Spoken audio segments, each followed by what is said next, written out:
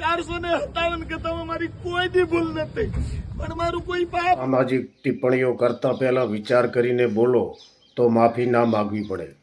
પાપ હશે કે આ જન્મનું, કે કોઈ મારી એવી હશે મારી કરણી કે જેને કારણે માફિયા બોલાઈ ગયું. પૂરા સમાજ આગળ હૃદયથી ક્ષમા માંગુ છું, મને માફ કરજો. અને મસ્ત ગુજરાતનો ઠાકોર અને કોળી સમાજ તમને માફ કરે કે ન કરે, પણ તમને તમારા શબ્દોથી તમારું દિલ માફ કરે છે કે નથી કરતું તે તમારા દિલને પૂછજો. 457 કે તમે મારી કોઈ દી ભૂલ નથી, પણ મારું કોઈ પાપ હશે કે આ જન્મનું, કે કોઈ મારી એવી હશે મારી કરણી કે જેને કારણે માફિયા બોલાઈ ગયું. પૂરા સમાજ આગળ હૃદયથી ક્ષમા માંગુ છું, મને માફ કરજો.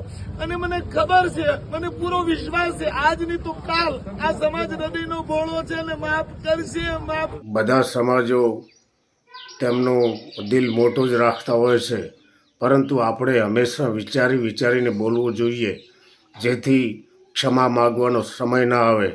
કારણ કે વ્યાસપીઠ ઉપર તમને લોકોએ બેસાડ્યા છે અને વ્યાસપીઠનું તમે હંમેશા સન્માન રાખો.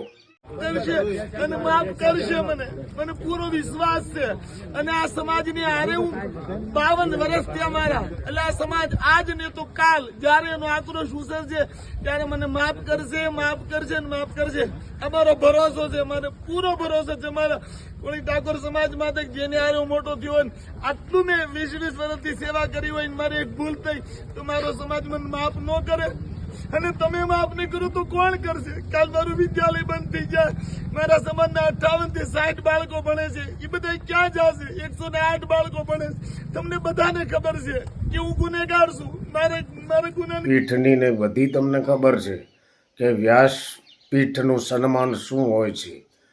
તો પછી વ્યાસપીઠનું સન્માન જાળવીને બોલતા હોય તો કાંઈ એવું બને જ નહીં કે માફી માગવી પડે. માટે તમે તમારા દિલથી માફી તો માગી રહ્યા છો, પણ પરમાત્મા તમારા દિલમાં બેઠો છે, મારા દિલમાં બેઠો છે, બધાના દિલમાં બેઠો છે.